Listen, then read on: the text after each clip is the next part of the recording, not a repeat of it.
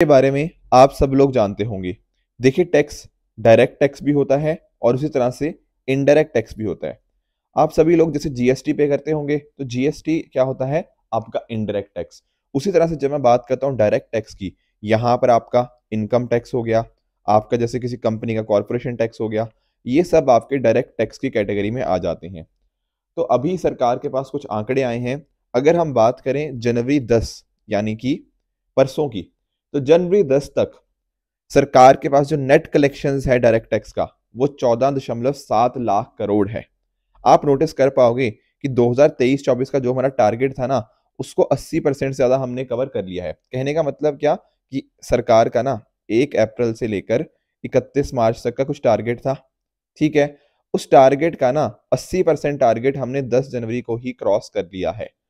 तो ऐसा बताया जा रहा है कि जो हमारा टारगेट था उसका सिर्फ 20% बचा हुआ है। उस टारगेट को हम डेफिनेटली एक्सीड कर देंगे, उससे कई ज्यादा हम यहाँ पे टैक्स कलेक्शन हमें यहाँ पे देखने को मिल जाएगा, जो कि सरकार के लिए अच्छी बात है। सरकार के पास ज्यादा पैसा आएगा तो अकॉर्डिंगली सरकार कहीं ना कहीं उसको अलग अलग जगह के ऊपर खर्च कर पाएगी, अलग अलग स्कीम्स, अलग अलग अच्छे जो प्रोजेक्ट्स होते हैं वहां पर खर्च कर पाएगी। और अगर आप नोटिस करोगे नेट कलेक्शंस की ना, तो पिछले सालों के मुकाबले ये लगभग 20% का इंक्रीज यानी कि 19.4% का इंक्रीज हमें यहाँ पे देखने को मिल रहा है, राइट। उसी तरह से अगर हम बात करें, देखो यूपी की, तो यूपी में आप जानते होंगे कि राम मंदिर का प्राण प्रतिष्ठा से पहले यूपी में जो आईएसआई एजेंट है, ठीक है, उनको यहाँ पे गिरफ्तार किया गया है। कहाँ से? मुजफ्फरनगर से। जो यूपी की स्पेशल टास्क फोर्स है ना, उसने यहाँ पर ये चीज बताई है कि एक पर्सन है जो कि इंडिया की सॉवरेनिटी इंटीग्रिटी के साथ सोशल हार्मनी को डिस्टर्ब करने की कोशिश कर रहा था, उसको यहाँ पे गिरफ्तार कर लिया गया है, आईएसआई के एजेंट को। तो दोस्तों, डेट है आज की 12 जनवरी 2024 एंड आप सभी का स्वागत है आज के प्रीलिम बूस्टर न्यूज डिस्कशन के अंदर। देखो, जनवरी आ चुकी है, आपको दिसंबर की जो घटनाएं हैं उनको डेफिनेटली रिवाइज करना होगा। तो उसी वजह से हमारी टीम की तरफ से जो मंथली करंट वाला है, ठीक है, वो आप जाके हमारी वेबसाइट से डाउनलोड कर सकते हो। आपको क्या करना है? आपको जाना है वेबसाइट पे pwonlyis.com के ऊपर। इस वेबसाइट के जाने के बाद वहां पर जब आप फ्री रिसोर्सेज के ऊपर क्लिक करेंगे, तो वहां पर आपको पिछले जिस भी मंथ की आपको चाहिए, दिसंबर की चाहिए, नवंबर की चाहिए, अक्टूबर या इससे भी पुरानी चाहिए, तो वो सारी की सारी मैगजीन्स आपको यहाँ पे मिल जाएंगी। बहुत इंपॉर्टेंट होते हैं करंट अफेयर्स एंड ये एक तरह से रिवीजन का काम करते हैं। अगर आप इंग्लिश में डाउनलोड करना चाहते हो तो इंग्लिश में अवेलेबल है। उसी तरह से यहाँ पे क्लिक करके ना आपको ये सारा कंटेंट आपको हिंदी में भी अवेलेबल हो जाएगा। तो हिंदी माध्यम के छात्रों को बिल्कुल भी यहाँ पे घबराने की जरूरत नहीं है। आगे चलते हैं। Surat Indore cleanest cities, Maharashtra top state list. क्या मतलब है इस चीज का? दोस्तों, जब हम बात करते हैं ना स्वच्छ सर्वेक्षण सर्वे की, किसकी बात करते हैं सर? स्वच्छ सर्वेक्षण सर्वे की या अवार्ड्स 2023 की।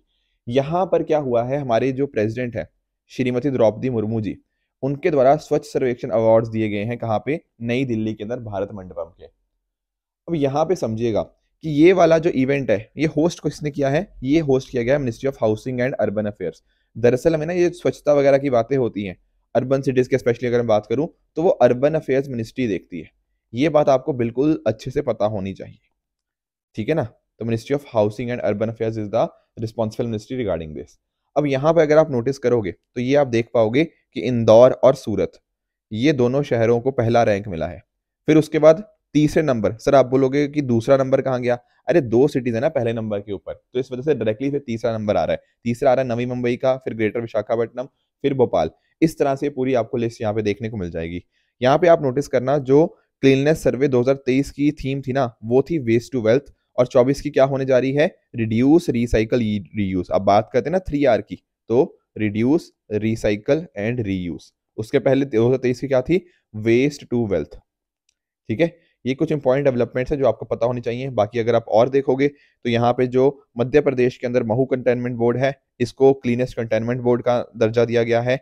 वाराणसी एंड प्रयागराज को क्लीनेस्ट गंगा टाउन्स का दर्जा दिया गया है। उसी तरह से स्टेट्स की अगर हम बात करें तो महाराष्ट्र, मध्य प्रदेश, छत्तीसगढ़, इनको टॉप 3 बेस्ट परफॉर्मिंग स्टेट्स यहाँ पे बताया गया है। चंडीगढ़ को बेस्ट सफाई मित्र सुरक्षित शहर यहाँ पे बताया गया है। तो ये कुछ मेजर मेजर इंपॉर्टेंट चीजें थी जो आपको पता होनी चाहिए। मेजर सबसे बड़ी तो यही है कि इंदौर और सूरत टॉप मोस्ट सिटीज हैं जहां पे पॉपुलेशन 1 लाख से ज्यादा है।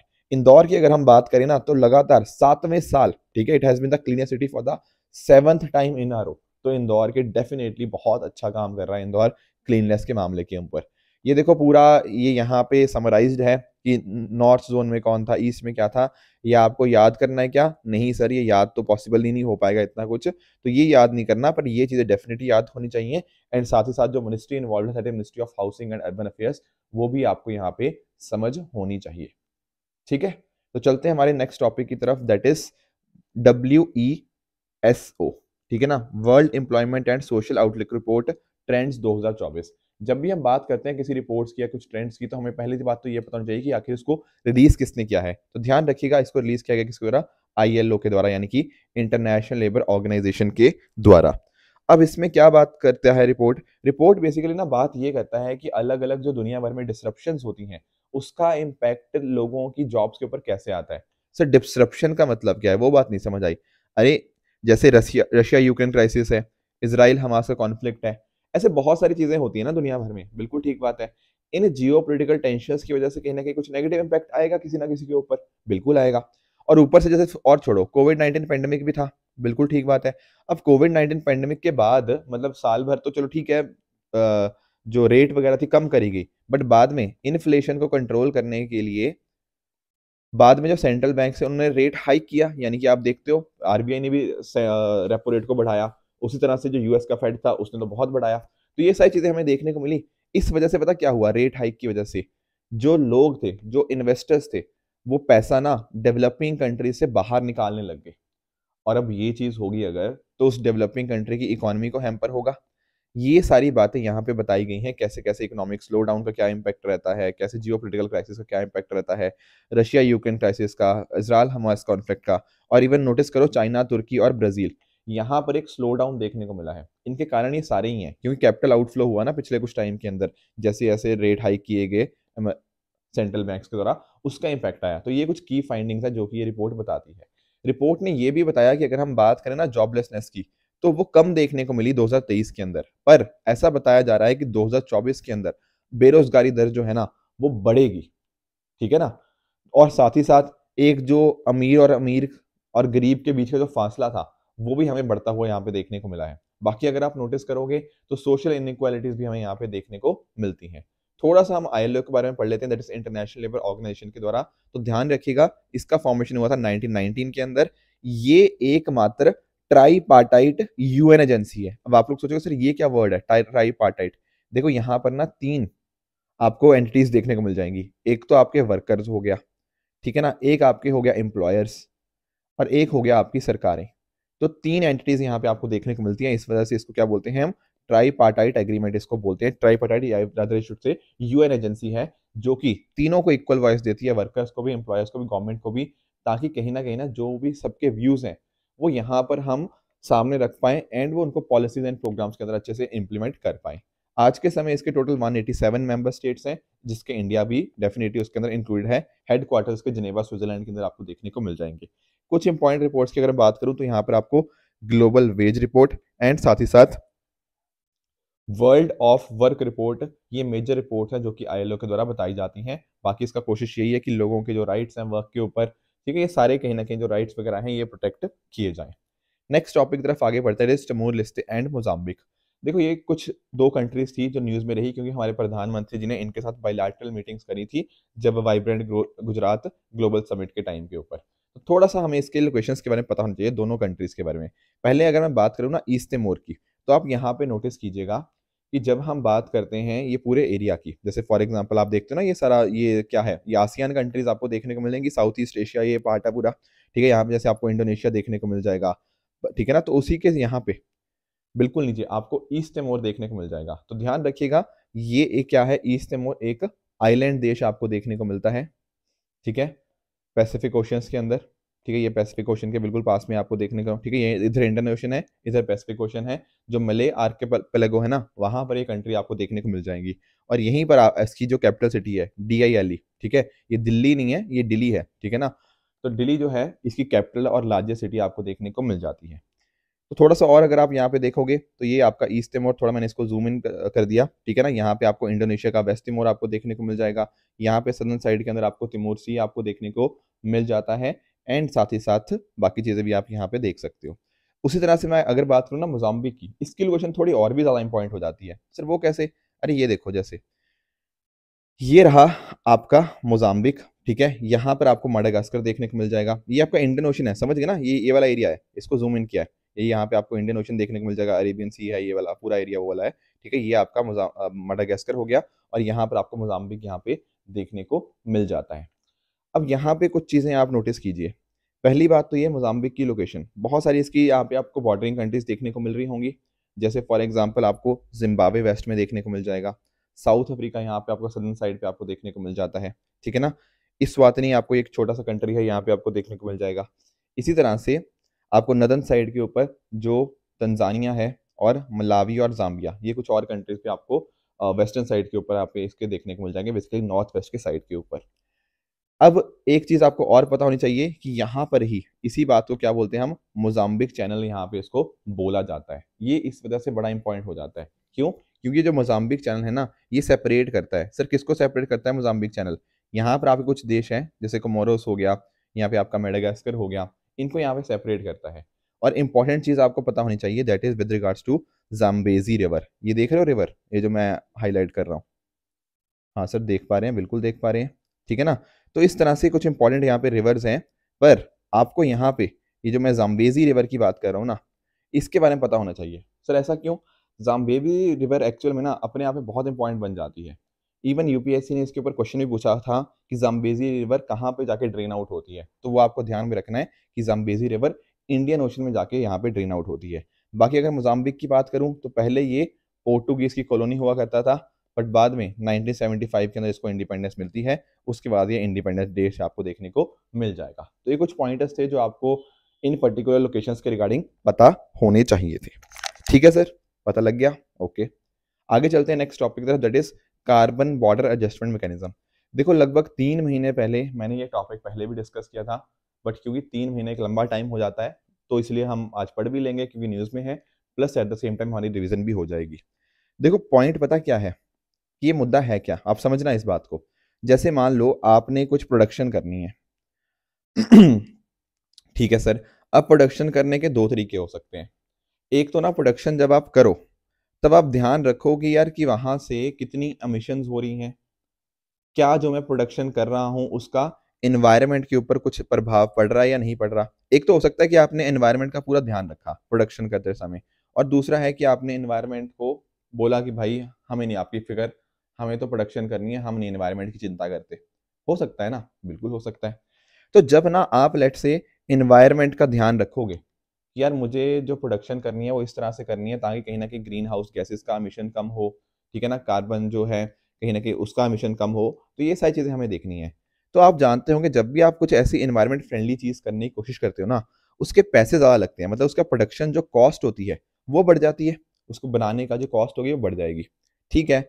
और अगर आप इन्वायरमेंट का ध्यान नहीं रखोगे, क्लीन फ्यूल्स का यूज़ नहीं करोगे, एमिशन ज़्यादा करोगे, तो डेफिनेटली आपकी प्रोडक्शन कॉस्ट उतनी ज़्यादा नहीं होगी।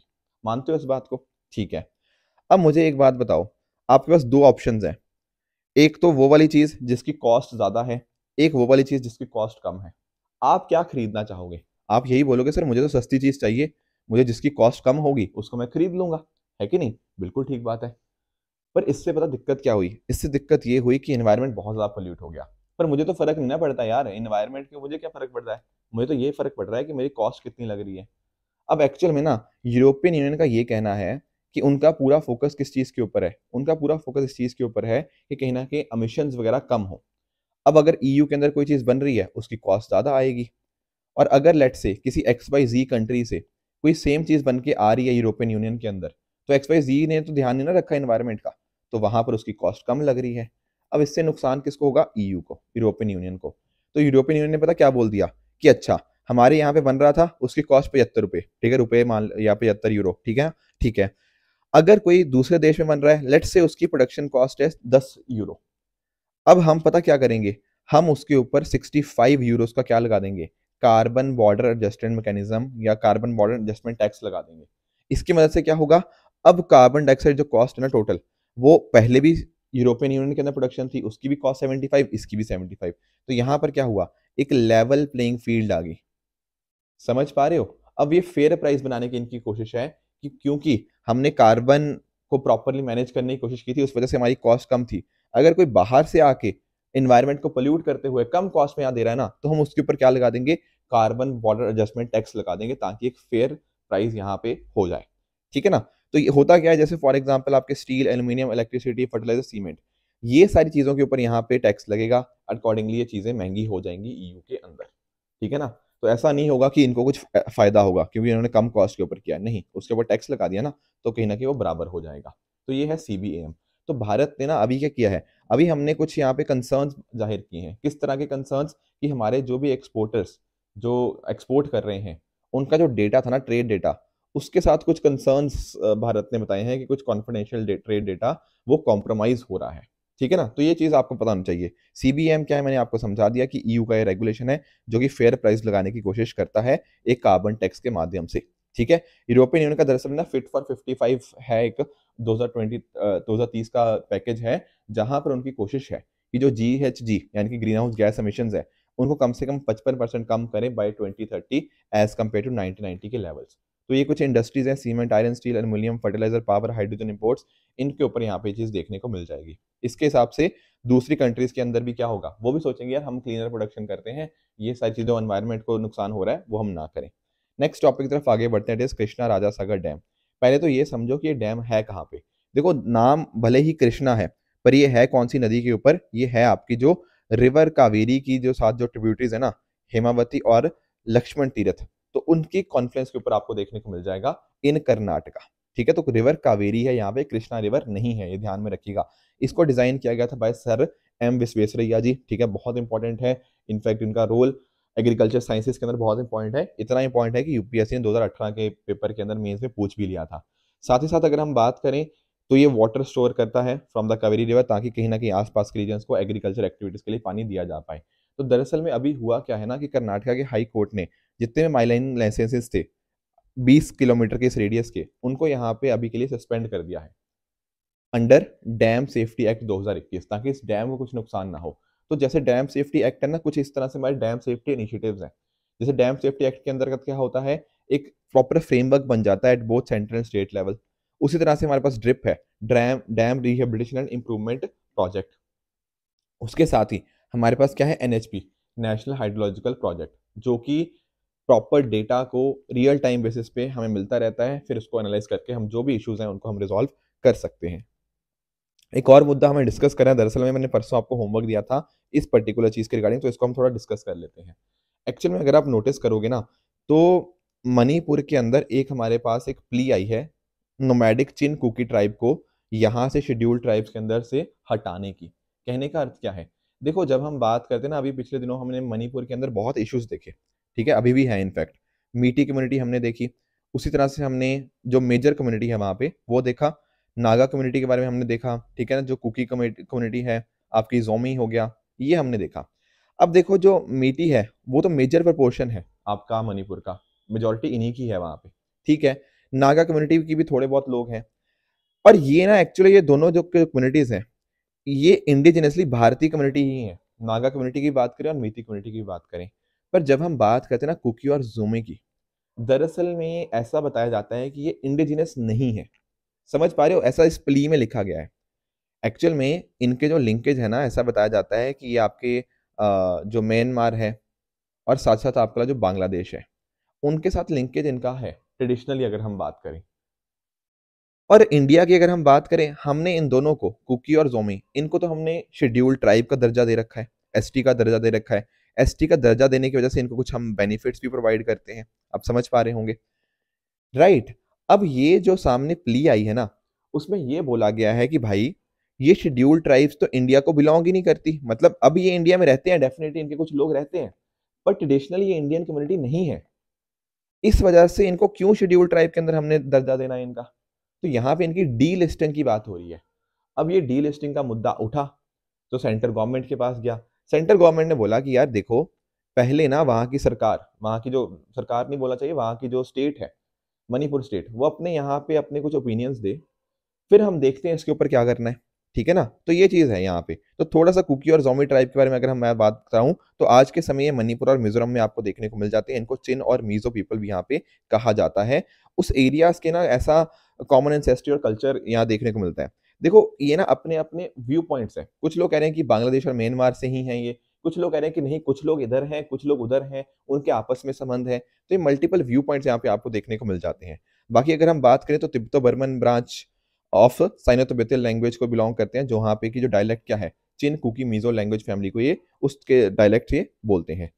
ठीक है ना? तो ये लार्जर ज़ो पीपल को बिलॉन्ग करते हैं, तो ये चीज़ मैंने आपको बताई। अब देखो शेड्यूल्ड ट्राइब लिस्ट को अगर आपने अमेंड करना हो, उसका एक तरीका होता है। अगर किसी ट्राइब को इंक्लूड करना है या एक्सक्लूड करना है, तो वो कैसे किया जा सकता है? हमारी जो पार्लियामेंट है, वो यहाँ पे इसके रिगार्डिंग लॉ बनाए। तो नोटिफिकेशन इश्यू किया जाएगा अंडर आर्टिकल 342 इस लिस्ट को अमेंड करने का। अब सुप्रीम कोर्ट के वर्डिक्ट के हिसाब से ना, आपके स्टेट गवर्नमेंट, कोर्ट या ट्रिब्यूनल या कोई और अथॉरिटी इस चीज़ को अमेंड नहीं कर सकती। तो सेंटर ने ना पर ये प्रोसेस बना दिया है कि जब भी किसी को इंक्लूड करना है या एक्सक्लूड करना है, तो जो प्रपोज़ल आएगा, वहाँ की स्टेट गवर्नमेंट से आएगा, फिर उसके अकॉर्डिंग जो पार्लियामेंट है वो एक्शन लेगा। ठीक है ना? तो अगर हम बात करें थोड़ी हिस्ट्री की तो लोकल कमिटी थी ना, उसके द्वारा यहाँ पर क्राइटेरिया बताया गया था। जैसे फॉर एग्ज़ाम्पल अगर किसी कम्युनिटी के प्रिमिटिव ट्रेट्स हैं, उनका कल्चर थोड़ा अलग है, लोगों से अलग रहते हैं, थोड़ा शाइनेस है कॉन्टैक्ट में या बैकवर्डनेस है, इनको यहाँ पे हम शेड्यूल्ड ट्राइब का दर्जा दे सकते हैं, ऐसा लोकल कमिटी का यहाँ पे मानना था। तो ये कुछ पॉइंटर्स थे जो आपको पता होने चाहिए थे। तो दरअसल मैंने आपसे एक सवाल पूछा था, तो जो पहले स्टेटमेंट कह रहा है कुकी और ज़ोमी ट्राइब्स आपकी एथनिक कम्युनिटीज़ हैं मणिपुर की, ये बात बिल्कुल ठीक है, पर ध्यान में रखिएगा ये पीवीटीजीएस के अंदर नहीं आते। तो एक्चुअली में पहला ठीक था और दूसरा गलत था, जिसकी एक्सप्लेनेशन मैंने यहाँ पे आपके लिए रख भी दी है। ठीक है दोस्तों, तो ये थी आज की डिस्कशन। आज की डिस्कशन के बेसिस के ऊपर मैं आपको 3 क्वेश्चन दे रहा हूँ ट्रू और फॉल्स के माध्यम से, जिनका आंसर मुझे आप नीचे कमेंट्स में बताओगे। बताओगे ना? ठीक है। कल जो मैंने होमवर्क दिया था, कल नहीं सॉरी परसों होमवर्क दिया था उसका आंसर देख लेते हैं। एक यूरिया गोल्ड की बात करें तो यहाँ कह रहा है कि ये नाइट्रोजन स्लोली रिलीज होता है जिसकी वजह से उसकी अवेलेबिलिटी बढ़ जाती है। ये बात आपकी बिल्कुल करेक्ट है। इनलैंड वाटरवे डेवलपमेंट काउंसिल की बात करें तो ये जो इसकी एक्सप्लेनेशन दे रखी है, this is also a correct statement. Third हम बात करें यूनेस्को की तो ये कह रहा है इजराइल इसका मेंबर है। The answer is incorrect, Israel is not a member state of UNESCO. ठीक है। आज का होमवर्क क्या रहेगा सर? आज का पहला होमवर्क रहेगा आपका with regards to income inequality. इसको एक बार ट्राई कीजिएगा। स्टैटिक का पार्ट ही है, हम गिनी कोफिशिएंट वगैरह में पढ़ते हैं, तो ट्राई कीजिएगा इसको आंसर करने की। दूसरा आपका होमवर्क रहेगा ये एक मेला के रिगार्डिंग। तो इस मेला ये जो पर्टिकुलर यक्षगान वाला मेला है, कतील यक्षगान मेला, ये कहाँ पर मेजरली सेलिब्रेट किया जाता है, उसका आंसर आप मुझे बताएँगे। सेबी के बारे में होमवर्क दिया था मैंने आपको, तो पहला स्टेटमेंट कह रहा है कि सेबी 1998 के अंदर एस्टैब्लिश किया गया था। This is incorrect. देखो सेबी की अगर एस्टैब्लिशमेंट की बात करें तो 1988 के अंदर एस्टैब्लिश कर दिया गया था, पर उस टाइम के ऊपर ये एक एग्जेक्टिव बॉडी थी। फिर 1992 के अंदर हमने यहाँ पे इसको स्टैट्यूटरी स्टेटस दिया, फिर उसके बाद ऑटोनोमस बॉडी ये बन जाता है। तो पहला स्टेटमेंट गलत है। दूसरा कह रहा है कि ये सुपरविजन हो गया आपकी पूरी सिक्योरिटीज मार्केट का, वो यहाँ पे निर्भर करता है। तो यस दिस इज करेक्ट। तो एक्चुअली इनकरेक्ट पूछा था, तो पहला स्टेटमेंट इनकरेक्ट होगा, सेकंड इज करेक्ट। ये पूरी सेबी की रिगार्डिंग इन्फॉर्मेशन हमने प्रीवियस लेक्चर्स में डिस्कस भी करी थी, बट यहाँ पे आपके रिवीजन के लिए मैंने दोबारा से आपके लिए दे भी दी है। तो दोस्तों ये थी आज की डिस्कशन।